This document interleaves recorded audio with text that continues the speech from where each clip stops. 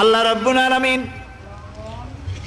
কোরআনে কারীমের ভিতরে নবীজির নাম একটি বারের জন্য নাম ধরে তাকে ডাকেন নাই, বরং তিনি বলেছেন তোমরা পরস্পর পরস্পরকে যেভাবে নাম ধরে ডাকাডাকি করো আমার নবীকে সেভাবে নাম ধরে ডাকবে না।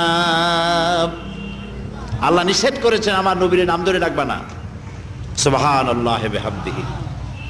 এই পৃথিবীতে যত নবী আসছেন সমস্ত নবীরা হলেন এলাকা ভিত্তিক নবী, অঞ্চল ভিত্তিক নবী। এক এক এলাকার, নূহ আলাইহিস সালাম এক এলাকার, মুসা আলাইহিস সালাম আলাক এলাকার, দাউদ আলাইহিস সালাম আলাক আরেক এলাকার, এরকম এলাকা ভাগ ভাগ করা। কিন্তু মুহাম্মদ সাল্লাল্লাহু আলাইহি ওয়াসাল্লামকে আল্লাহ রাব্বুল আলামিন কোন এলাকার জন্য নবী বানান নাই।